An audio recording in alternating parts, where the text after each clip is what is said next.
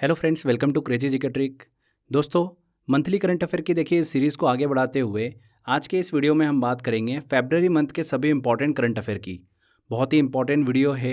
इस वीडियो में देखिए हम 70 इंपॉर्टेंट करंट अफेयर को डिस्कस करेंगे। आने वाली एग्जाम में देखिए 100% चांसेस बनता है कि आपको इस वीडियो से क्वेश्चन देखने को मिले, तो वीडियो को पूरा देखिएगा। अगर आपको देखिए इस करंट अफेयर का पीडीएफ डाउनलोड करना है तो क्रेजी जीके ट्रिक की एप्लीकेशन डाउनलोड कर लीजिए, वहाँ पर आपको इसका देखिए पीडीएफ मिल जाएगा। चलिए फ्रेंड्स, बिना किसी देरी के हम लेक्चर को स्टार्ट करते हैं। देखिए पहला क्वेश्चन है, इनमें से किसे भारतीय पुरुष हॉकी टीम का मुख्य कोच नियुक्त किया गया? किसे नियुक्त किया गया? देखिए दोस्तों, क्रेग फुलटन को। भारतीय पुरुष हॉकी टीम के देखिए जो मुख्य कोच थे ग्राहम रीड, उन्होंने देखिए हाल ही में जो विश्व कप समाप्त हुआ था उसके बाद देखिए 30 जनवरी को अपना इस्तीफा दे दिया था। जिसके बाद देखिए टोक्यो ओलंपिक चैंपियन बेल्जियम के जो सहायक कोच रहे हैं ग्रेग फुलटन, उन्हें भारतीय पुरुष हॉकी टीम का नया हेड कोच जो है वो बनाया गया है। तो ध्यान रखिएगा, क्रेग फुलटन को। नेक्स्ट क्वेश्चन आता है, इनमें से कौन सी हाल ही में ICAR द्वारा विकसित गेहूं की एक नई किस्म है? तो देखिए भारतीय कृषि अनुसंधान परिषद जो है ICAR, उसने गेहूं की एक नई किस्म विकसित की है जो मौसम के मिजाज में बदलाव और बढ़ती गर्मी के स्तर के कारण उत्पन्न होने वाली जो चुनौतियां होती हैं उसका सामना कर सकती हैं। HD3385 नामक गेहूं की एक जो नई किस्म उन्होंने विकसित करी है, ये देखिए जल्दी बुआई के लिए बिल्कुल अनुकूलित हैं, गर्मी के प्रकोप के प्रभाव से बचती है और मार्च के अंत से पहले ही देखिए इसे काट लिया जा सकता है। तो कौन सी दोस्तों देखिए गेहूं की एक नई किस्म HD3385। इनमें से कौन सा कथन सही है? देखिए फ्रेंड्स, ग्रैमी अवार्ड से संबंधित क्वेश्चन है, हमको ये बताना है कि कौन सा कथन इसमें सही है। पहला देखिए ऑप्शन है, रिकी केज को 65वें ग्रैमी अवार्ड में सर्वश्रेष्ठ इमर्सिंग ऑडियो एल्बम अवार्ड से सम्मानित किया गया। बिल्कुल सही है।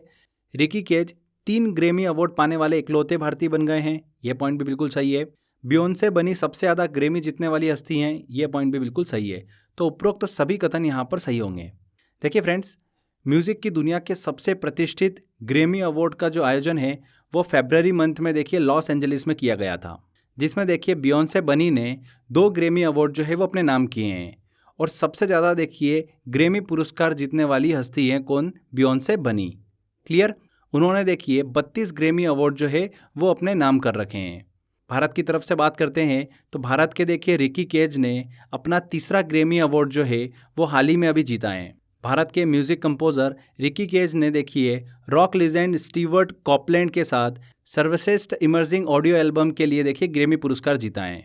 और इसी के साथ देखिए रिकी केज जो है वो 3 ग्रैमी अवार्ड पाने वाले इकलौते भारतीय बन गए हैं। इसी से देखिए एक साल पहले 64वें ग्रैमी अवार्ड 2022 में उन्होंने देखिए बेस्ट न्यू एज एल्बम श्रेणी में अपना दूसरा ग्रैमी अवार्ड जो है वो अपने नाम किया था। किसने? रिकी केज ने। क्लियर? तो यहाँ पर देखिए तीनों पॉइंट बिल्कुल सही हैं, उपरोक्त सभी डी आंसर बिल्कुल सही होगा। नेक्स्ट क्वेश्चन आता है, काला घोड़ा कला महोत्सव 2023 का आयोजन कहाँ किया गया? तो देखिए फरवरी मंथ में काला घोड़ा कला महोत्सव का देखिए आयोजन किया गया मुंबई में। ये कला महोत्सव जो है ये देखिए एक आर्ट फेस्टिवल है जिसे काला घोड़ा संस्थान द्वारा 1999 में देखिए शुरू किया गया था। काला घोड़ा नाम के पीछे देखिए कोई इंटरेस्टिंग कहानी नहीं है, बस इसे दक्षिणी मुंबई इलाके में देखिए एक ऐसी जगह पर आयोजित किया जाता है जहां पर देखिए काले घोड़े की मूर्ति लगी है। इसी वजह से देखिए इस आर्ट फेस्टिवल को काला घोड़ा फेस्टिवल के नाम से जाना जाता है। इस फेस्टिवल में देखिए नृत्य से लेकर संगीत, चित्रकारी, हैंडीक्राफ्ट, ग्राफिक्स आर्ट, सिनेमा, साहित्य, इन सब देखिए कलाओं की प्रदर्शनी जो है वो देखने को मिलती हैं। तो ध्यान रखिएगा फ्रेंड्स, काला घोड़ा कला महोत्सव का आयोजन कहाँ पर किया गया? मुंबई में। आगे बढ़ने से पहले देखिए फ्रेंड्स, आप सभी के लिए एक इंपॉर्टेंट अपडेट है। क्रेजी जीके ट्रिक का देखिए GS फाउंडेशन कोर्स जो है आरंभ वो स्टार्ट हो चुका है। अगर आपने अभी तक ज्वाइन नहीं करा है, जिसमें आपको देखिए कंप्लीट GS जो है वो पढ़ाया जाता है। Indian geography, world geography, history, polity, science, art and culture, सभी देखिए टॉपिक्स आपके वहाँ पर कवर होते हैं। अगर आपको देखिए आरंभ है ज्वाइन करना है तो रूट एप्लीकेशन डाउनलोड कर लीजिए। क्रेजी जीके ट्रिक का ही देखिए लाइव प्लेटफॉर्म है रूट एप्लीकेशन, इसका लिंक मैंने डिस्क्रिप्शन बॉक्स में दे रखा है, आप वहाँ पर क्लिक कर ज्वाइन कर सकते हैं। तो एक बार देखिए डेमो क्लास लेकर ज़रूर देखिएगा। चलिए वापस हमारे क्वेश्चन की तरफ हम आते हैं। National geographic picture of the year पुरस्कार किसने जीता है? तो फ्रेंड्स किसने जीता है? देखिए भारतीय मूल के कार्तिक सुब्रमण्यम ने देखिए नेशनल ज्योग्राफी की पिक्चर ऑफ द ईयर प्रतियोगिता का खिताब जो है वो अपने नाम किया है। डांस ऑफ द ईगल नामक देखिए शीर्षक वाली उनकी तस्वीर ने ये खिताब जो है वो अपने नाम किया है। इस तस्वीर को देखिए उन्होंने अलास्का में चिल्कट बॉल्ड ईगल प्रिजर्व में देखिए खींचा था। इस तस्वीर में एक पेड़ की शाखा पर बसने के लिए बहुत सारे ईगल जो है वो देखिए संघर्ष कर रहे हैं और इसी आकर्षक तस्वीर के लिए देखिए उन्हें यह पुरस्कार जो है वो दिया गया है। ध्यान रखिएगा, national geographic picture of the year दिया गया कार्तिक सुब्रमण्यम को। हाल ही में US chamber of the commerce द्वारा जारी अंतर्राष्ट्रीय बौद्धिक संपदा सूचकांक इंटेलेक्चुअल प्रॉपर्टी इंडेक्स में भारत कौन से स्थान पर है? तो फ्रेंड्स देखिए भारत को कौन सा स्थान दिया गया है? 42वां स्थान दिया गया है। अगर हम देखिए 2022 की बात करते हैं तो भारत का स्थान था 43। एक पायदान देखिए भारत जो है अपनी रैंकिंग में सुधार करता है और 2023 में आ जाता है 42 स्थान पर। ध्यान रखिएगा फ्रेंड्स इस चीज़ को, US chamber of the commerce द्वारा जारी किया जाता है इंटेलेक्चुअल प्रॉपर्टी इंडेक्स, मतलब अंतर्राष्ट्रीय बौद्धिक संपदा सूचकांक। 55 देशों की सूची में भारत को 42वें स्थान पर रखा गया है। इस सूचकांक में देखिए अगर हम बात करते हैं तो देखिए अमेरिका जो है वो सबसे ऊपर पायदान पर है, उसके बाद यूनाइटेड किंगडम आता है और फिर फ्रांस आता है। तो पहले नंबर पर है अमेरिका। भारत की रैंकिंग की बात करते हैं तो भारत की रैंक है 42। क्लियर? चलिए नेक्स्ट क्वेश्चन की तरफ चलते हैं। विश्व बैंक का अगला अध्यक्ष किसे नामित किया गया है? काफ़ी इंपॉर्टेंट क्वेश्चन है। तो देखिए फ्रेंड्स, मास्टर कार्ड के पूर्व सीईओ अजय सिंह बांगा को वर्ल्ड बैंक का देखिए अगला प्रेसिडेंट जो है वो नियुक्त किया गया है। अमेरिका के प्रेसिडेंट जो बाइडेन ने देखिए इसकी घोषणा करी। अजय बांगा जो है देखिए इस पद पर नियुक्त होने वाले भारतीय मूल के पहले व्यक्ति होंगे। ध्यान रखिएगा फ्रेंड्स इस चीज़ को।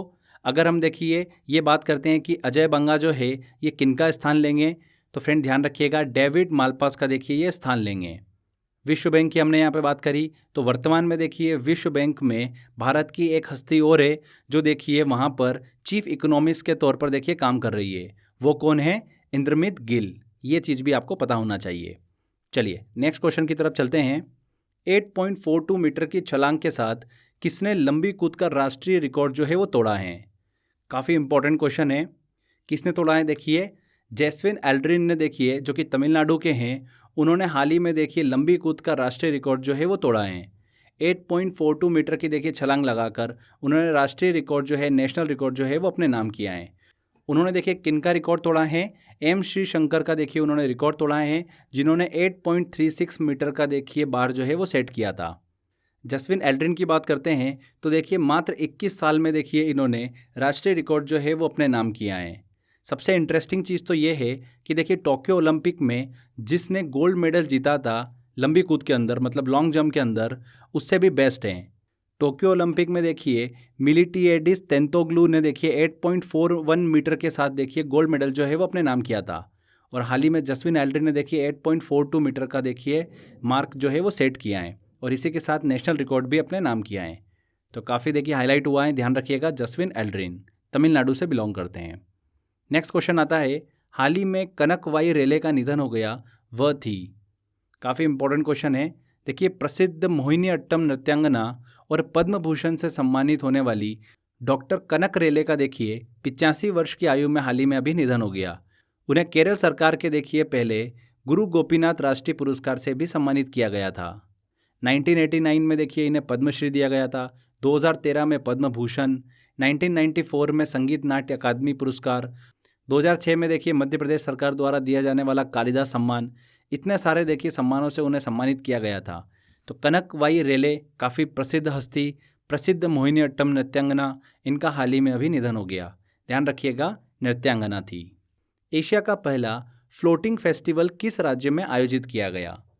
काफ़ी इंपॉर्टेंट क्वेश्चन है। तो देखिए मध्य प्रदेश के मंदसौर में गांधी सागर फ्लोटिंग फेस्टिवल के देखिए पहले संस्करण का आयोजन जो है वो किया गया। इस फेस्टिवल में floating stage, floating market, boat spa, boat safari और देखिए बिल्कुल लाइव कॉन्सर्ट जो था संगीत का वो आयोजित किया गया। तो काफ़ी इंटरेस्टिंग देखिए फेस्टिवल था। मध्य प्रदेश के देखिए मंदसौर में एशिया का पहला फ्लोटिंग फेस्टिवल जो है वो आयोजित किया गया। ध्यान रखिएगा कहाँ पर? मध्य प्रदेश के मंदसौर में। क्लियर? चलिए नेक्स्ट क्वेश्चन आता है, 2023 कैंसर दिवस का विषय क्या था? तो देखिए फ्रेंड्स, विश्व कैंसर दिवस 2023 जो है ये कब मनाया जाता है? हर साल 4 फरवरी को देखिए मनाया जाता है। सार्वजनिक स्वास्थ्य मुद्दे के रूप में देखिए कैंसर के बारे में जागरूकता पैदा करने के उद्देश्य से देखिए ये दिवस जो है वो मनाया जाता है। 2023 में देखिए इस बार की इसकी थीम थी क्लोज द केयर गैप। ये इस बार की थीम थी, ध्यान रखिएगा, क्लोज द केयर गैप। हाल ही में भारत के 80वें ग्रैंड मास्टर कौन बने हैं? कौन बने हैं देखिए friends, Vignesh NR. Vignesh NR जो हैं वो भारत के देखिए 80वें ग्रैंड मास्टर बने हैं। भारत के पास देखिए साल की शुरुआत में ही 3 ग्रैंड मास्टर जो है वो जुड़ चुके हैं। 78वें ग्रैंड मास्टर बने कौन? कौस्तव चटर्जी। 79वें ग्रैंड मास्टर बने देखिए 16 वर्षीय एम प्राणेश। और हाल ही में देखिए अभी 80वें ग्रैंड मास्टर बने हैं विघ्नेश एनआर। तो ध्यान रखिएगा ये लास्ट 3 ग्रैंड मास्टर, इनका नाम आपको पता होना चाहिए। वर्तमान में देखिए भारत में 80 शतरंज ग्रैंड मास्टर बने हैं, जिसमें से 29 तमिलनाडु से बिलोंग करते हैं। हाईएस्ट देखिए तमिलनाडु से। 2023 में सलमान रुश्दी ने कौन सी किताब लिखी हैं? तो इनमें से देखिए कौन सी किताब उन्होंने लिखी है? Victory city. हाल ही में देखिए उनका ये उपन्यास जो है वो जारी हुआ है। सलमान रुश्दी ने देखिए अपना नया उपन्यास जो है विक्ट्री सिटी वो हाल ही में प्रकाशित किया, जो 14वीं देखिए शताब्दी की एक महिला की महाकाव्य कहानी है, जो एक शहर पर देखिए शासन करने के लिए दुनिया को चुनौती देती हैं। तो हाल ही में देखिए अभी विक्ट्री सिटी जो है सलमान रुश्दी द्वारा देखिए नया उपन्यास जो है वो जारी किया गया। वेरी वेरी इंपॉर्टेंट है। सलमान रुश्दी की देखिए और भी हम अगर इम्पॉर्टेंट पुस्तकों की बात करें तो देखिए 1981 में उनकी एक पुस्तक आई थी मिडनाइट चिल्ड्रन, काफ़ी ज़्यादा देखिए प्रसिद्ध हैं। 2005 में आई थी शालीमार द क्राउन। और 2017 में देखिए काफ़ी इंपॉर्टेंट द गोल्डन हाउस। ये कुछ इंपॉर्टेंट पुस्तक है उनकी, इनको भी ध्यान रखिएगा। 2023 में देखिए हाल ही में अभी विक्ट्री सिटी जो है वो प्रकाशित हुई हैं। नेक्स्ट क्वेश्चन आता है, दादा साहब फाल्के अंतर्राष्ट्रीय फिल्म महोत्सव पुरस्कारों में सर्वश्रेष्ठ अभिनेत्री का पुरस्कार किसने जीता है? तो सर्वश्रेष्ठ अभिनेत्री का पुरस्कार देखिए किसने जीता है फ्रेंड्स? आलिया भट्ट ने जीता है। Dada Saheb Phalke international film festival की बात करते हैं तो देखिए इसमें हम इम्पोर्टेंट अवार्ड्स को डिस्कस करते हैं। सबसे पहले बात करते हैं कि बेस्ट फिल्म का अवार्ड किसे दिया गया, तो द कश्मीर फाइल्स को इसका अवार्ड दिया गया। फिल्म ऑफ द ईयर की बात करते हैं तो RRR को देखिए फिल्म ऑफ द ईयर दिया गया। दोनों में देखिए कंफ्यूज मत होइएगा, बेस्ट फिल्म का अवार्ड दिया गया है द कश्मीर फाइल्स को और फिल्म ऑफ द ईयर का अवार्ड दिया गया है RRR को। सर्वश्रेष्ठ देखिए अभिनेत्री की बात करते हैं तो आलिया भट्ट को दिया गया गंगूबाई काठियावाड़ी के लिए। सर्वश्रेष्ठ अभिनेता की अगर हम बात करते हैं तो रणवीर कपूर को दिया गया उनकी फिल्म ब्रह्मास्त्र के लिए। तो ये 4 देखिए पॉइंट बिल्कुल ध्यान रखिएगा, बहुत ही इंपॉर्टेंट है।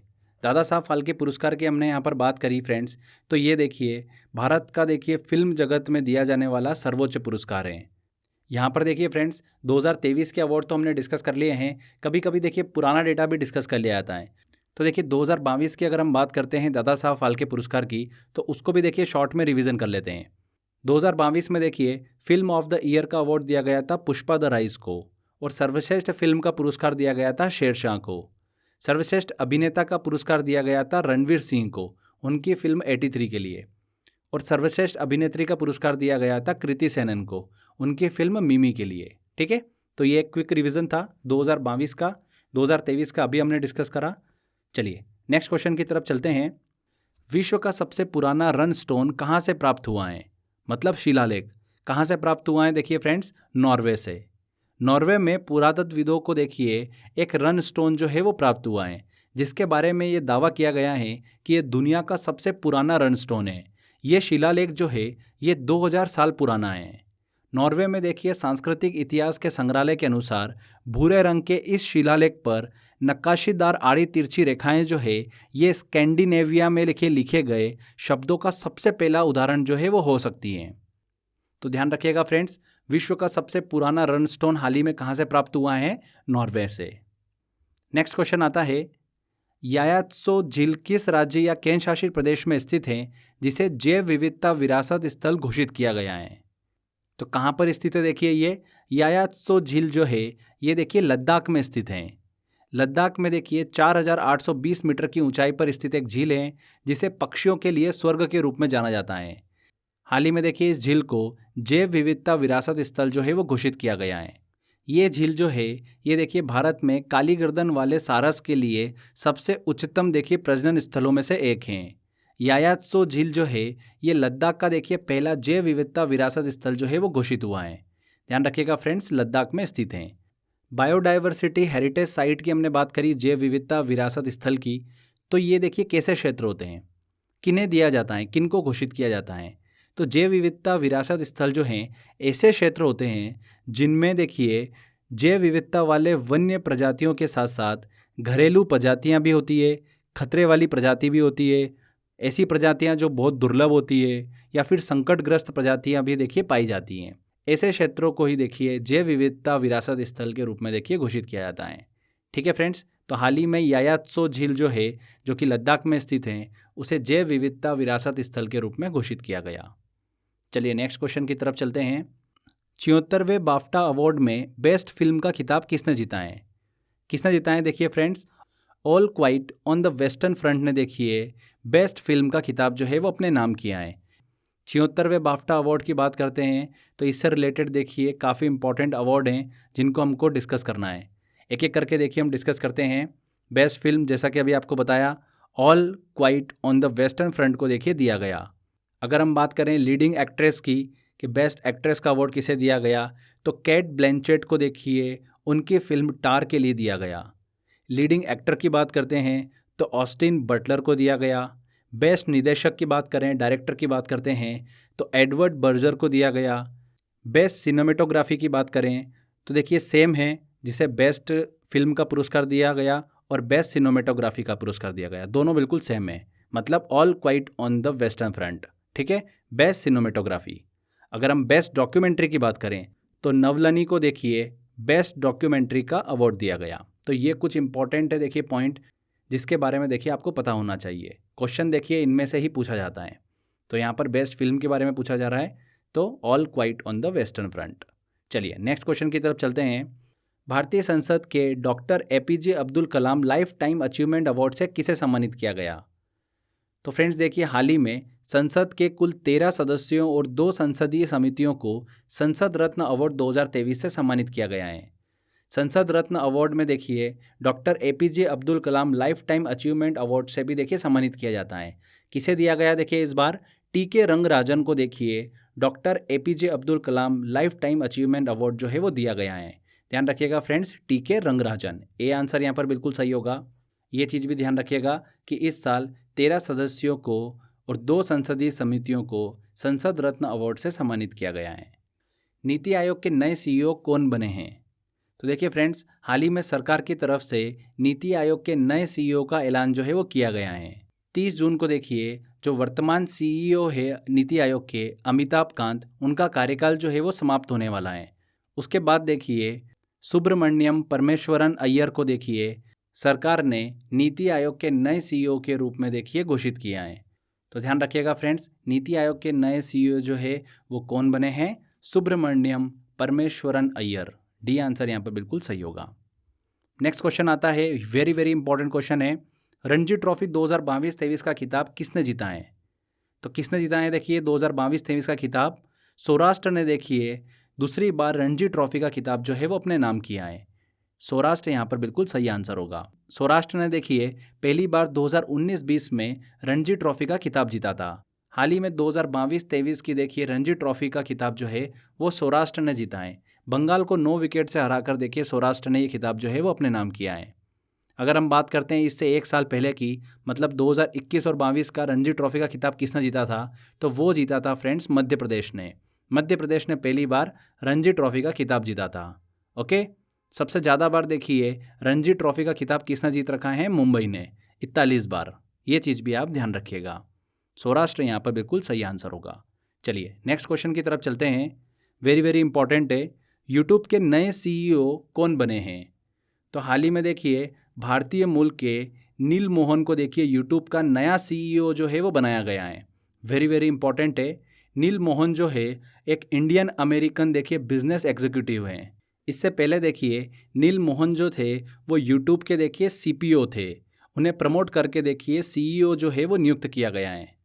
दोस्तों अगर हम देखिए बात करें गूगल की, तो आप सभी को पता ही होगा कि गूगल के देखिए वर्तमान में CEO कौन है? सुंदर पिचाई हैं। वो भी भारतीय मूल के देखिए हैं। 2015 से देखिए गूगल के CEO हैं। ठीक है, अब यूट्यूब के भी देखिए CEO जो है वो भारतीय मूल के बने हैं नील मोहन। तो ये सारी इन्फॉर्मेशन दिमाग में रखिएगा। चलिए नेक्स्ट क्वेश्चन की तरफ चलते हैं। राज्यपाल के संदर्भ में इनमें से सही कथन है। तो देखिए फ्रेंड्स, काफ़ी इंपॉर्टेंट क्वेश्चन है ये। हाल ही में अभी राष्ट्रपति द्रौपदी मुर्मू ने 13 राज्यों के राज्यपाल व एलजी में देखिए फेरबदल किया है। कुछ इंपॉर्टेंट हम डिस्कस करते हैं जो एग्जाम में पूछे जा सकते हैं।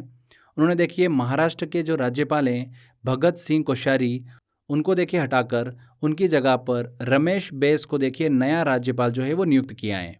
इसके अलावा देखिए लद्दाख के जो एलजी थे राधा कृष्णन माथुर, उनकी जगह देखिए ब्रिगेडियर बीडी मिश्रा को लद्दाख का नया एलजी जो है वो बनाया है। ये भी काफ़ी इंपॉर्टेंट है। लेफ्टिनेंट जनरल कैवल्य त्रिविक्रम को देखिए अरुणाचल प्रदेश का देखिए राज्यपाल बनाया गया।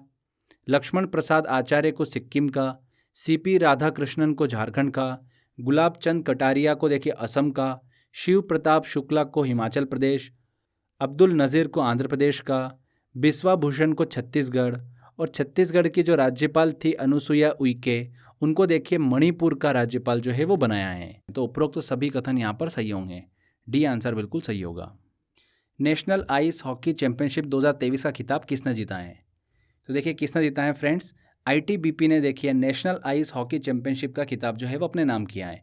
भारत तिब्बत सीमा पुलिस आईटीबीपी की देखिए केंद्रीय आइस हॉकी टीम ने राष्ट्रीय आइस हॉकी चैंपियनशिप का खिताब अपने नाम किया है। ये चैंपियनशिप जो है लद्दाख के देखिए लेह में आयोजित की गई थी। इस बार देखिए इस प्रतियोगिता का ये 12वां संस्करण था। आईटीबीपी ने देखिए इस खिताब को अपने नाम किया है। नेक्स्ट क्वेश्चन आता है, किसके सम्मान में राष्ट्रीय विज्ञान दिवस जो है वो मनाया जाता है? हर साल राष्ट्रीय विज्ञान दिवस कब मनाया जाता है? 28 फरवरी को मनाया जाता है। महान भौतिक वैज्ञानिक चंद्रशेखर वेंकट रमन के देखिए सम्मान में ये दिवस जो है वो मनाया जाता है। अगर हम देखिए बात करें कि इस दिवस की देखिए थीम क्या थी इस बार, तो इस बार देखिए इसकी थीम थी वैश्विक भलाई के लिए वैश्विक विज्ञान, global science for global wellbeing. ये इस बार की थीम थी। फ्रेंड्स, आप सभी को पता ही होगा कि देखिए राष्ट्रीय विज्ञान दिवस 28 फरवरी को मनाया जाता है। तो विश्व विज्ञान दिवस कब मनाया जाता है? वो मनाया जाता है 10 नवंबर को। ठीक है, ये चीज़ भी आप ध्यान रखिएगा। नेक्स्ट क्वेश्चन आता है, यूनिसेफ इंडिया ने इनमें से किस अभिनेता को अपना नेशनल एम्बेसडर नियुक्त किया है? तो यूनिसेफ इंडिया ने देखिए किसे नियुक्त किया है? आयुष्मान खुराना को। हाल ही में देखिए आयुष्मान खुराना को यूनिसेफ इंडिया ने अपना राष्ट्रीय राजदूत जो है वो नियुक्त किया है। यूनिसेफ का फुल फॉर्म क्या होता है? United nation international children emergency fund. ये इसका देखिए फुल फॉर्म होता है, ध्यान रखिएगा, आयुष्मान खुराना। नेक्स्ट आता है, अंतर्राष्ट्रीय मातृभाषा दिवस कब से मनाया जाता है? तो फ्रेंड्स, अंतर्राष्ट्रीय मातृभाषा दिवस कब मनाया जाता है? 21 फरवरी को मनाया जाता है। देखिए यूनेस्को ने इस दिवस की घोषणा जो है वो 1999 में की थी, और वर्ष 2000 से देखिए हर साल विश्व भर में अंतर्राष्ट्रीय मातृभाषा दिवस जो है वो मनाया जाता है। तो कब से मनाया जाता है? सन 2000 से। क्लियर? ये चीज़ ध्यान रखिएगा, वेरी वेरी इंपॉर्टेंट है। भाषाई और सांस्कृतिक विविधता के बारे में देखिए जागरूकता फैलाने के उद्देश्य से 21 फरवरी को हर साल अंतर्राष्ट्रीय मातृभाषा दिवस जो है वो मनाया जाता है। चलिए नेक्स्ट क्वेश्चन की तरफ चलते हैं। हाल ही में भारत के नए डीसीजीआई ड्रग कंट्रोलर जनरल के रूप में किसे नियुक्त किया गया है? तो भारत के नए डीसीजीआई कौन बने हैं? राजीव सिंह रघुवंशी बने हैं। वेरी वेरी इंपॉर्टेंट है। देखिए डीसीजीआई जो है ड्रग कंट्रोलर जनरल, ये भारत सरकार के केंद्रीय औषधि मानक नियंत्रक संगठन के देखिए विभाग का प्रमुख होता है। और ये संगठन जो है ये देश में देखिए दवाओं और चिकित्सा उपकरणों की सुरक्षा और गुणवत्ता सुनिश्चित करता है।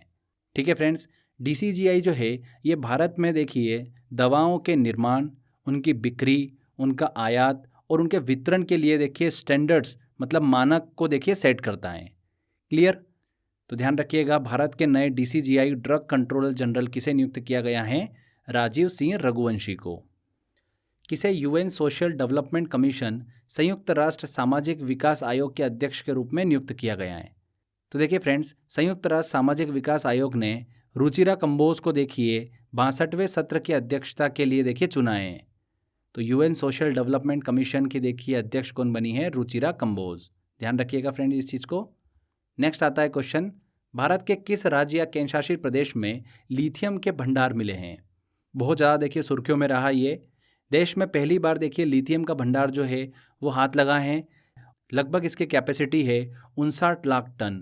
भारत में देखिए लिथियम की ये पहली साइट है जिसकी पहचान जो है geological survey of India GSI ने देखिए जम्मू कश्मीर के रियासी में की है। कहाँ पर? जम्मू कश्मीर के रियासी में। तो यहाँ पर देखिए जम्मू कश्मीर, सी आंसर बिल्कुल सही होगा।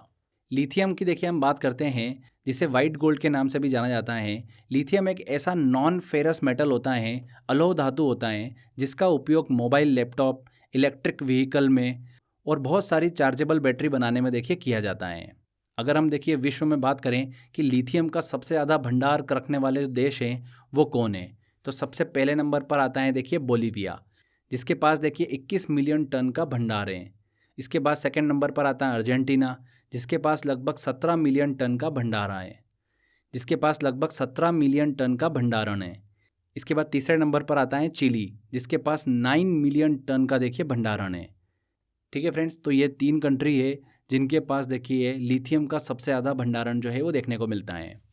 यहाँ पर ये ध्यान रखिएगा कि भारत में देखिए लिथियम की पहली साइट जो है वो जम्मू कश्मीर के रियासी में देखिए खोजी गई हैं। ठीक है, जम्मू कश्मीर के रियासी में। नेक्स्ट क्वेश्चन आता है, दिल्ली के मुगल गार्डन का नाम बदलकर क्या कर दिया गया है? तो देखिए फ्रेंड्स, नरेंद्र मोदी सरकार ने राष्ट्रपति भवन में स्थित मुगल गार्डन का नाम बदलकर अमृत उद्यान जो है वो कर दिया है। क्या कर दिया है? अमृत उद्यान। आज़ादी के देखिए अमृत महोत्सव के मद्देनज़र सरकार ने मुगल गार्डन का नाम बदलकर अमृत उद्यान जो है वो कर दिया है। बी आंसर यहाँ पर सही होगा, अमृत उद्यान। हाल ही में देखिए अभी केंद्र सरकार ने जो राजपथ है उसका नाम भी बदलकर कर्तव्य पथ जो है वो किया है। ये हमने पहले भी डिस्कस कर रखा है, इस चीज़ को भी ध्यान रखिएगा। हाल ही में मुगल गार्डन का नाम बदलकर अमृत उद्यान जो है वो कर दिया गया है। पेट्र पावेल किस देश के राष्ट्रपति बने हैं? तो देखिए किस देश के राष्ट्रपति बने हैं पेट्र पावेल? चेक गणराज्य के। चेक गणराज्य में देखिए सेवानिवृत्त सेना जनरल पेट्र पावेल ने देखिए अरबपति व्यवसायी लेडी बेबिस को हराकर देखिए हाल ही में अभी राष्ट्रपति चुनाव जो है वो जीता है, और चेक गणराज्य के देखिए अगले राष्ट्रपति जो है वो बने हैं। यहाँ पर बी आंसर बिल्कुल सही होगा। इसरो द्वारा अपना सबसे छोटा रॉकेट लॉन्च किया गया, इसका नाम क्या है? तो हाल ही में देखिए इसरो यानी भारतीय अंतरिक्ष अनुसंधान संगठन ने आंध्र प्रदेश के देखिए श्रीहरिकोटा स्थित सतीश धवन अंतरिक्ष केंद्र से small satellite launch vehicle SSLV-D2 की देखिए लॉन्चिंग की है। इसका उद्देश्य क्या है? छोटे सैटेलाइटों को देखिए अंतरिक्ष में स्थापित करने के लिए इस रॉकेट की लॉन्चिंग की गई है। SSLV का देखिए पहला एडिशन जो था वो फेल हो गया था, ये इसका देखिए सेकेंड एडिशन है, इसीलिए इसको नाम दिया गया है D2। तो SSLV-D2 ये भारत का देखिए सबसे छोटा रॉकेट है। ए आंसर यहाँ पर बिल्कुल सही होगा। अगर हम इसकी लागत की बात करें तो इसरो के अनुसार देखिए SSLV-D2 रॉकेट की लागत जो है वो 56 करोड़ के आसपास है। ये रॉकेट जो है लगभग 34 मीटर लंबा है और इसकी देखिए भार क्षमता जो है करीब 120 टन है। इसरो के अनुसार देखिए हाल ही में अभी ये रॉकेट जो है 3 उपग्रहों को लेकर रवाना हुआ है। तो फ्रेंड्स ध्यान रखिएगा, इसरो द्वारा हाल ही में सबसे छोटा रॉकेट लॉन्च किया गया जिसका नाम क्या है? SSLV-D2। क्लियर? चलिए नेक्स्ट क्वेश्चन आता है, हाल ही में तुर्की में आए भूकंप के बाद मदद के लिए भारत ने कौन सा ऑपरेशन चलाया था? तो फ्रेंड्स देखिए हाल ही में तुर्की में अर्थक्वेक देखने को मिला जिसमें बहुत सारी हानि हमको देखने को मिली। भारत ने देखिए तुर्की में आए भूकंप के बाद मदद के लिए वहाँ पर आवश्यक वस्तुओं और चिकित्सा उपकरणों को लेकर एक रेस्क्यू ऑपरेशन जो है वो चलाया था, जिसे ऑपरेशन दोस्त नाम दिया गया था। तो यहाँ पर देखिए ऑपरेशन दोस्त, बी आंसर बिल्कुल सही होगा। नेक्स्ट क्वेश्चन आता है, दुनिया का सबसे अधिक दुग्ध उत्पादक देश कौन बन गया है? तो देखिए कौन बना है? भारत। सी आंसर यहाँ पर सही होगा। हाल ही में देखिए खाद्य और कृषि संगठन कॉर्पोरेट स्टैटिस्टिकल डेटाबेस के उत्पादन आंकड़ों के अनुसार भारत दुनिया का सबसे बड़ा दूध उत्पादक देश जो है वो बन गया है। साल 2021-22 में भारत ने दुनिया की देखिए कुल हिस्से का 24% योगदान देकर पहला स्थान जो है वो प्राप्त किया है। अगर हम देखिए शीर्ष 5 दूध उत्पादक राज्यों की बात करें भारत के अंदर, तो पहले नंबर पर आता है देखिए उत्तर प्रदेश, दूसरे नंबर पर आता है राजस्थान, तीसरे नंबर पर आता है मध्य प्रदेश, चौथे नंबर पर आता है गुजरात और पाँचवें नंबर पर आता है आंध्र प्रदेश। उत्तर प्रदेश में देखिए भारत में सबसे ज़्यादा दूध उत्पादन होता है, सेकेंड नंबर पर राजस्थान है। अगर हम देखिए विश्व स्तर पर बात करें तो पहले स्थान पर आ गया है देखिए भारत, सेकेंड नंबर पर कौन है? USA है, तीसरे नंबर पर है चाइना। ठीक है, तो विश्व स्तर पर भी ध्यान रखिएगा कंट्री वाइज, और राज्य स्तर पर भी ध्यान रखिएगा स्टेट वाइज की उत्तर प्रदेश जो है वो पहले स्थान पर है। क्लियर? चलिए नेक्स्ट क्वेश्चन की तरफ चलते हैं। राजा राम मोहन राय राष्ट्रीय पुरस्कार 2020 किसे प्रदान किया गया? तो देखिए फ्रेंड्स, प्रतिष्ठित राजा राम मोहन राय राष्ट्रीय पुरस्कार 2020 जो है वो वरिष्ठ पत्रकार डॉक्टर ए.बी. के प्रसाद को दिया गया है। उन्हें देखिए पत्रकारिता के क्षेत्र में उत्कृष्ट योगदान के लिए प्रतिष्ठित राजा राम मोहन राय राष्ट्रीय पुरस्कार 2020 के लिए देखिए चुना गया है। तो यहाँ पर डॉक्टर ए.बी. के प्रसाद। 5वें खेलो इंडिया यूथ गेम 2022 का आयोजन किस राज्य में किया गया? तो फ्रेंड्स देखिए, हाल ही में 5वें खेलो इंडिया यूथ गेम 2022 का आयोजन किया गया मध्य प्रदेश में। सी आंसर यहाँ पर सही होगा। अगर हम देखिए 5वें खेलो इंडिया यूथ गेम्स की देखिए पॉइंट्स टेबल की बात करते हैं, मेडल टैली की बात करते हैं, तो उसमें देखिए पहले स्थान पर रहा है महाराष्ट्र। महाराष्ट्र ने देखिए 56 गोल्ड, 55 सिल्वर और 50 ब्रॉन्ज मेडल के साथ कुल 161 मेडल जो है वो अपने नाम किए हैं और देखिए मेडल टैली में पहले स्थान पर रहा है। तो महाराष्ट्र राज्य जो है वो पहले स्थान पर रहा है 5वें खेलो इंडिया यूथ गेम्स में। सेकेंड नंबर पर रहा है देखिए हरियाणा और तीसरे नंबर पर रहा है मध्य प्रदेश। अगर हम देखिए इससे पहले के एडिशन की बात करते हैं कि चौथा खेलो इंडिया यूथ गेम्स कहाँ पर आयोजित किया गया था, तो वो आयोजित किया गया था हरियाणा में। और उस समय देखिए मेडल टैली में जिसने टॉप किया था वो राज्य भी हरियाणा ही था। ठीक है, तो ये आंकड़ा भी आप दिमाग में रखिएगा, काफ़ी इंपॉर्टेंट है। नेक्स्ट क्वेश्चन देखिए उसी से रिलेटेड है। 5वें खेलो इंडिया यूथ गेम्स 2022 में प्रथम स्थान पर कौन सा राज्य रहा है? तो पहले स्थान पर कौन सा राज्य रहा है? महाराष्ट्र रहा है। कुल 161 पदक जो है महाराष्ट्र ने अपने नाम किए हैं। ठीक है। मैनुएला रोकाबोटी को किस देश की पहली महिला प्रधानमंत्री नियुक्त किया गया है? तो मैनुएला रोकाबोटी को इक्वेटोरियल गिनी का देखिए नया प्रधानमंत्री जो है वो नियुक्त किया गया है। वे देश की देखिए पहली महिला प्रधानमंत्री बनी है। इससे पहले देखिए वो शिक्षा मंत्री थी। ध्यान रखिएगा, इक्वेटोरियल गिनी की। ठीक है, अगले क्वेश्चन की तरफ चलते हैं। सर्वश्रेष्ठ फीफा पुरुष खिलाड़ी का पुरस्कार किसने जीता है? तो बेस्ट फीफा मेंस प्लेयर का अवार्ड जीता है देखिए लियोनल मेसी ने। काफ़ी इंपॉर्टेंट है। लियोनल मेसी ने देखिए इस खिताब को अपने नाम किया। आप सभी को पता ही है कि जो फीफा वर्ल्ड कप का आयोजन अभी हाल ही में हुआ था उसमें देखिए अर्जेंटीना ने उसका खिताब जीता था और लियोनल मेसी ने देखिए उस टूर्नामेंट में देखिए अर्जेंटीना की तरफ से सबसे बेहतरीन प्रदर्शन किया था और टूर्नामेंट का देखिए गोल्डन बॉल का पुरस्कार भी लियोनल मेसी को दिया गया था। हाल ही में उन्हें देखिए सर्वश्रेष्ठ फीफा पुरुष खिलाड़ी भी चुना गया है। ध्यान रखिएगा इस चीज़ को। नेक्स्ट क्वेश्चन की तरफ चलते हैं। हाल ही में किसे इंडिया यूके अचीवर्स ऑनर्स द्वारा लाइफ टाइम अचीवमेंट सम्मान से सम्मानित किया गया है? किसे सम्मानित किया गया है? देखिए भारत के पूर्व प्रधानमंत्री डॉक्टर मनमोहन सिंह को। डॉक्टर मनमोहन सिंह को देखिए आर्थिक और राजनीतिक जीवन में उनके योगदान के लिए लंदन में देखिए इंडिया यूके अचीवर्स ऑनर्स द्वारा लाइफ टाइम अचीवमेंट सम्मान से सम्मानित किया गया है डॉक्टर मनमोहन सिंह को। एंटरप्रेन्योर ऑफ द ईयर 2022 किसने जीता है? तो देखिए एंटरप्रेन्योर ऑफ द ईयर का खिताब जीता है सज्जन जिंदल ने। केंद्रीय पेट्रोलियम मंत्री हरदीप सिंह पुरी ने देखिए भारतीय उद्योगपति JSW ग्रुप के देखिए अध्यक्ष और CMD सज्जन जिंदल को देखिए वर्ष 2022 के लिए best entrepreneur of the year का अवार्ड से सम्मानित किया है। सज्जन जिंदल जो है अब देखिए जून 2023 में मोंटे कार्लो मतलब मोनाको में EY world entrepreneur of the year award में भारत का प्रतिनिधित्व करेंगे। तो ध्यान रखिएगा फ्रेंड्स, हाल ही में एंटरप्रेन्योर ऑफ द ईयर 2022 चुना गया है सज्जन जिंदल को। नेक्स्ट क्वेश्चन की तरफ चलते हैं। इंडियन अचीवर्स अवार्ड 2022 में the most distinguished scientist of the year 2022 किसने जीता है? तो किसने जीता है देखिए ये अवार्ड? R विष्णु प्रसाद ने। देखिए फ्रेंड्स, इंडियन अचीवर्स अवार्ड जो है ये भारत का सबसे प्रतिष्ठित अवार्ड और एक प्रतिष्ठित मान्यता है जो संस्कृति, विज्ञान, खेल और नवाचार सहित देखिए विभिन्न क्षेत्रों में उत्कृष्ट योगदान के लिए देखिए व्यक्तियों को दिया जाता है। तो हाल ही में देखिए the most distinguished scientist of the year award जो है वो दिया गया है R विष्णु प्रसाद को। ध्यान रखिएगा इस चीज़ को, ये भी इंपॉर्टेंट क्वेश्चन है। नेक्स्ट क्वेश्चन आता है, the poverty of political economy पुस्तक किसने लिखी है? तो देखिए इस पुस्तक के लेखक कौन हैं? मेघनाथ देसाई हैं। ब्रिटिश अर्थशास्त्री मेघनाथ देसाई ने देखिए इस पुस्तक को लिखा है। राजनीतिक अर्थशास्त्र की गरीबी, ये टाइटल नामक पुस्तक जो है लिखी गई है मेघनाथ देसाई के द्वारा। इस पुस्तक को देखिए हार्पर कॉलिंस पब्लिशर इंडिया द्वारा देखिए प्रकाशित किया गया है।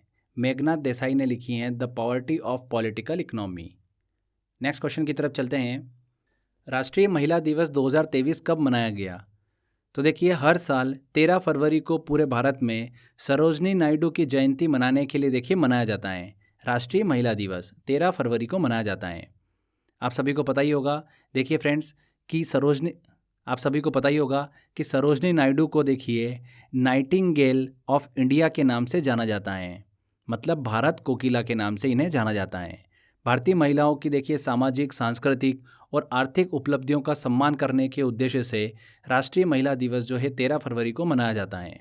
13 फरवरी 2023 को सरोजनी नायडू की देखिए 144वीं जयंती थी। अगर हम बात करें कि संयुक्त राष्ट्र अंतर्राष्ट्रीय महिला दिवस कब मनाया जाता है, तो वो हर साल 8 मार्च को मनाया जाता है। क्लियर। सरोजनी नायडू देखिए भारतीय राष्ट्रीय कांग्रेस की अध्यक्ष बनने वाली और भारतीय राज्य गवर्नर नियुक्त होने वाली पहली भारतीय महिला थी। उन्हें भारत कोकिला के नाम से जाना जाता है। वेरी वेरी इंपॉर्टेंट है, ये इन्फॉर्मेशन भी आप दिमाग में रखिएगा। इमनाती चक्रवात ने किस देश को प्रभावित किया है? तो हाल ही में देखिए इस महीने की शुरुआत में इमनाती चक्रवात का प्रभाव देखने को मिला। कहाँ पर देखने को मिला? मेडागास्कर में। मेडागास्कर में देखिए इमनाती चक्रवात का प्रभाव देखने को मिला। इमनाती चक्रवात देखिए एक उष्णकटिबंधीय चक्रवात था। उष्णकटिबंधीय चक्रवात किसे कहा जाता है?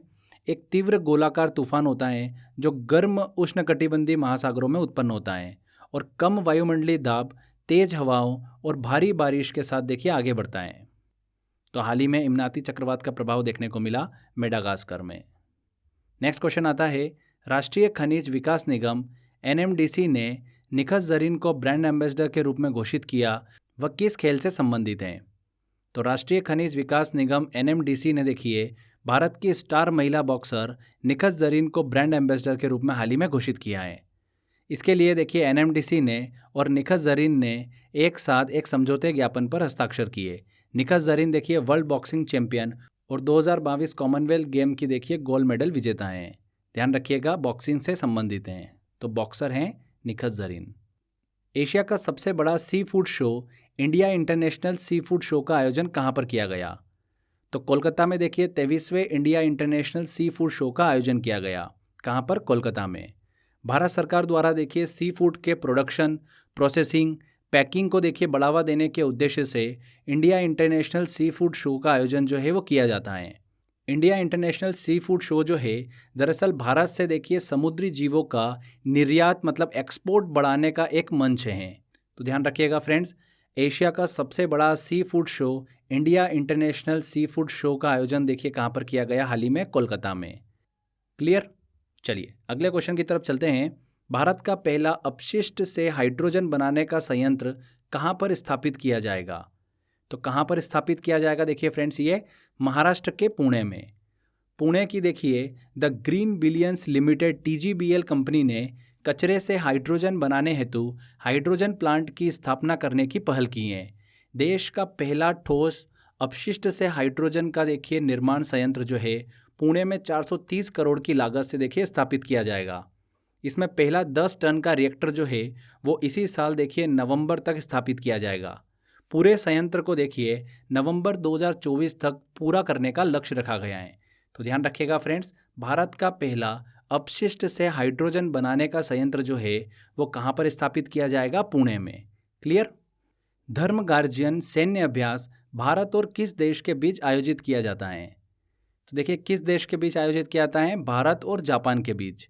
भारत और जापान संयुक्त प्रशिक्षण अभ्यास जो है धर्म गार्जियन, उसका हाल ही में देखिए अभी आयोजन किया गया। शिगा प्रांत में जापान में देखिए इसका आयोजन किया गया। भारत और जापान के बीच संयुक्त सैन्य अभ्यास धर्म गार्जियन का देखिए ये चौथा संस्करण था। धर्म गार्जियन जो है ये 2018 से देखिए भारत और जापान के बीच देखिए आयोजित होने वाला एक वार्षिक संयुक्त सैन्य अभ्यास है। भारत और जापान के बीच देखिए और भी देखिए अभ्यास किए जाते हैं, जैसे शून्य मैत्री अभ्यास किया जाता है, जिमैक्स किया जाता है। तो इन चीज़ों को भी आप ध्यान रखिएगा। ठीक है, अगले क्वेश्चन की तरफ चलते हैं। तर्कश अभ्यास किसके बीच आयोजित किया जाता है? तो तर्कश अभ्यास जो है हाल ही में देखिए अभी आयोजित किया गया। राष्ट्रीय सुरक्षा गार्ड NSG और US special operation force SOF के बीच में देखिए हाल ही में अभी आयोजित किया गया। इस एक्सरसाइज को देखिए कहाँ पर आयोजित किया गया? भारत के देखिए चेन्नई में इसका आयोजन किया गया। ये इस एक्सरसाइज का देखिए छठा संस्करण था। इस एक्सरसाइज का देखिए उद्देश्य क्या है? आतंकवादियों को बेअसर करना, बंधकों को सुरक्षित छुड़वाना और आतंकवादियों द्वारा ले जाए जा रहे जो केमिकल वेपन है उनको निष्क्रिय करना। ये इस अभ्यास का मेन उद्देश्य है। किनके बीच किया जाता है? देखिए, तर्कश अभ्यास राष्ट्रीय सुरक्षा गार्ड एनएसजी और US special operation force SOF के बीच में देखिए किया जाता है। क्लियर? ध्यान रखिएगा फ्रेंड्स। नेक्स्ट क्वेश्चन आता है, निसार उपग्रह इसरो और किसके द्वारा विकसित किया गया है? तो देखिए, निसार उपग्रह को इसरो और नासा के द्वारा देखिए विकसित किया गया है। ये जो उपग्रह है सितंबर में देखिए भारत से लॉन्च किया जाएगा।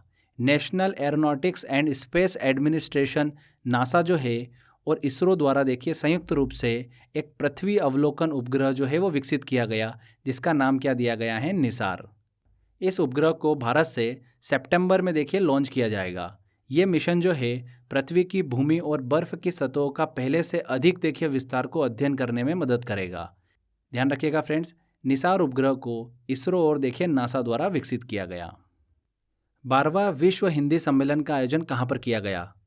तो हाल ही में देखिए अभी 12वां विश्व हिंदी सम्मेलन का आयोजन किया गया फिजी में। इस सम्मेलन का आयोजन जो है भारत के देखिए विदेश मंत्रालय द्वारा फिजी सरकार के सहयोग से किया गया। इस सम्मेलन का देखिए मुख्य विषय क्या था? हिंदी पारंपरिक ज्ञान से आर्टिफिशियल इंटेलिजेंस तक, ये इस बार का देखिए मुख्य विषय था। अगर हम बात करें कि हिंदी दिवस जो है वो भारत में देखिए कब मनाया जाता है, तो हर साल देखिए 14 सितंबर को हिंदी दिवस जो है वो मनाया जाता है। ये चीज़ भी आप ध्यान रखिएगा। एशिया का सबसे बड़ा एयर शो कहाँ आयोजित किया गया? तो देखिए फ्रेंड्स, एशिया का सबसे बड़ा एयर शो जो है वो बेंगलुरु में आयोजित किया गया। एरो इंडिया 2023 का 14वां संस्करण जो है भारतीय रक्षा उत्पादक विभाग द्वारा देखिए फरवरी में कर्नाटक के देखिए येलंका वायु स्टेशन में देखिए आयोजित किया गया। 5 दिवसीय देखिए इस एयर शो में लगभग 98 देशों ने देखिए पार्टिसिपेट किया। तो ध्यान रखिएगा, एशिया का सबसे बड़ा एयर शो का आयोजन कहाँ पर किया गया? बेंगलुरु में। नेक्स्ट क्वेश्चन आता है, G20 cultural working group CWG की पहली बैठक कहाँ पर आयोजित की गई? तो देखिए फ्रेंड, G20 जो है आप सभी को पता ही है कि इसी साल भारत में आयोजित होने वाला है सितंबर मंथ में। तो उससे पहले देखिए G20 की बहुत सारी छोटी छोटी मीटिंग्स जो है वो आयोजित की जा रही है भारत में अलग अलग लोकेशंस पे। तो G20 कल्चरल वर्किंग ग्रुप की देखिए पहली बैठक जो है वो कहाँ पर आयोजित की गई? मध्य प्रदेश के खजुराहो में। इस चीज़ को ध्यान रखिएगा। इस साल जो देखिए G20 भारत में आयोजित हो रहा है, इसका विषय क्या है ये आपको पता होना चाहिए। वसुदेव कुटुंबकम, ये इस बार का देखिए विषय है। एक पृथ्वी, एक परिवार, एक भविष्य, ये इस बार का विषय है। क्लियर? ध्यान रखिएगा, G20 कल्चरल वर्किंग ग्रुप की पहली बैठक खजुराहो में आयोजित की गई। विश्व सतत विकास शिखर सम्मेलन का 22वां संस्करण कहाँ पर आयोजित किया गया? तो हाल ही में देखिए फ्रेंड्स, 22वां विश्व सतत विकास शिखर सम्मेलन जो है वो देखिए फरवरी मंथ में नई दिल्ली में आयोजित किया गया। ये मुख्यतः देखिए the energy and resources institute का देखिए एक प्रमुख वार्षिक कार्यक्रम है। इस बार इसकी थीम क्या थी? सामूहिक कार्रवाई के लिए सतत विकास और जलवायु लचीलापन को मुख्य धारा में लेकर आना, ये इस बार की देखिए थीम थी। तो नई दिल्ली में आयोजित किया गया 22वां देखिए world sustainable development summit. Clear? Next question आता है, PM आवास योजना किस वर्ष देखिए शुरू की गई थी? तो हाल ही में देखिए ये हाईलाइटेड रही इसलिए कि PM आवास योजना जो है उसे देखिए अगले साल तक जो है वो बढ़ा दिया गया है।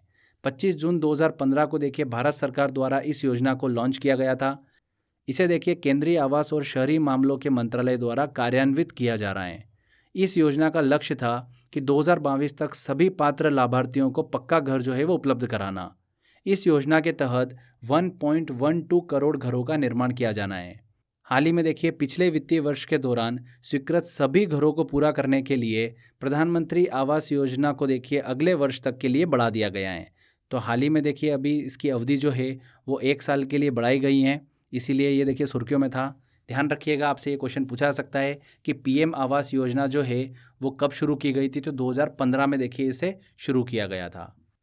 ISSF विश्व कप में पुरुषों की व्यक्तिगत 50 मीटर राइफल 3 पोजिशनल स्पर्धा में किसने स्वर्ण पदक जीता है? तो देखिए फ्रेंड्स, किसने जीता है? ऐश्वर्य प्रताप सिंह तोमर ने देखिए गोल्ड मेडल जो है वो अपने नाम किया है। वर्तमान में भारत जो है ISSF विश्व कप के देखिए पदक तालिका में शीर्ष पर बना हुआ है। ध्यान रखिएगा फ्रेंड्स, ऐश्वर्य प्रताप सिंह तोमर ने पुरुषों की व्यक्तिगत स्पर्धा में 50 मीटर राइफल 3 पोजिशनल में देखिए स्वर्ण पदक जो है वो अपने नाम किया है। भारत ने किस देश को हराकर पहला अंडर-19 महिला T20 विश्व कप जीता है? किस देश को हराकर देखिए भारत ने इंग्लैंड को हराकर पहला women's under-19 T20 world cup का खिताब जो है वो अपने नाम किया है। बहुत ही इंपॉर्टेंट क्वेश्चन है, बहुत ज़्यादा सुर्खियों में रहा। फाइनल जो हुआ था वो भारत और इंग्लैंड के बीच में हुआ था और भारत ने इंग्लैंड को हराकर पहला अंडर-19 महिला T20 विश्व कप का खिताब जो है वो अपने नाम किया है। ठीक है फ्रेंड्स, नेक्स्ट आता है देखिए क्वेश्चन, हाल ही में किस क्लब ने फीफा क्लब वर्ल्ड चैंपियनशिप जीती है? तो किसने जीती है? देखिए रियल मैड्रिड ने देखिए अल हिलाल को हराकर रिकॉर्ड 5वीं बार फीफा क्लब विश्व चैंपियनशिप जो है वो अपने नाम करी है। रियल मैड्रिड ने जीती हैं। 5वीं बार जो है इन्होंने देखिए वर्ल्ड चैंपियनशिप जो है वो अपने नाम करी है। लाडली बहना योजना किस राज्य में शुरू की गई? वेरी वेरी इंपॉर्टेंट क्वेश्चन है। देखिए मध्य प्रदेश के मुख्यमंत्री शिवराज सिंह चौहान ने सीहोर में देखिए बहुत ही बड़ा ऐलान करते हुए लाडली बहना योजना जो है वो शुरू करी है। लाडली बहना योजना देखिए क्या है?